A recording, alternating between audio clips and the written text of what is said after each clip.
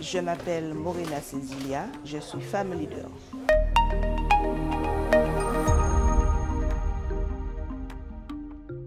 C'est vrai que on dit que je suis très entreprenante, j'aime relever les défis. Et puis, j'ai fait le choix de travailler à Marie-Galante. Je suis partie faire des études et je suis revenue à Marie-Galante. C'était un choix personnel et professionnel. Concernant l'activité, en 2009, durant la grève avec LKP en Guadeloupe, en famille, on a réfléchi qu'est-ce qu'on pourrait faire pour développer notre territoire. Et donc, j'ai fait un petit tour d'horizon à Marie-Galante, nous avons un petit peu ce qui manque. Et je me suis aperçue qu'effectivement, il y avait déjà 2 librairies, mais il manquait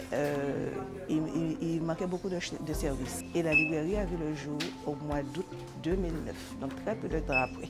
Et donc ça a été très bien accueilli par la population, puisque ça répondait à un besoin de la population, un service de proximité pour la population, pour les enfants, les parents, tous les gens qui venaient. Donc petit à petit, on s'est développé de cette manière. Nous développons à la fois la proximité, c'est-à-dire être avec les gens, leur donner des conseils, les aider dans leurs choix et leur donner la possibilité de trouver sur place ce dont ils ont besoin.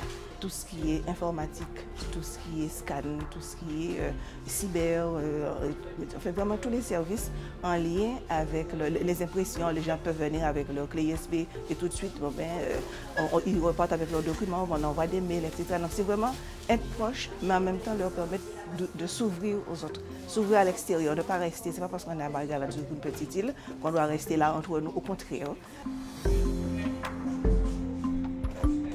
Alors, le fait d'être une femme est une force. Donc, les femmes en général mènent leurs activités jusqu'au bout, à partir du moment qu'on a cette opportunité, qu'on a cette possibilité de faire. Ça peut être aussi une faiblesse, dans la mesure où moi, personnellement, quand j'ai commencé l'activité, les enfants étaient à l'école. Je me retrouvais à courir dans les magasins, etc., dans les entreprises, pour pouvoir avoir le matériel nécessaire pour pouvoir travailler et arriver au bateau. J'étais très souvent seule à soulever mes cartons. J'ai dû batailler et donc c'est cette force que j'ai en moi en tant que femme, cette détermination, cette volonté de vouloir faire des choses qui fait que voilà, j'ai tenu bon.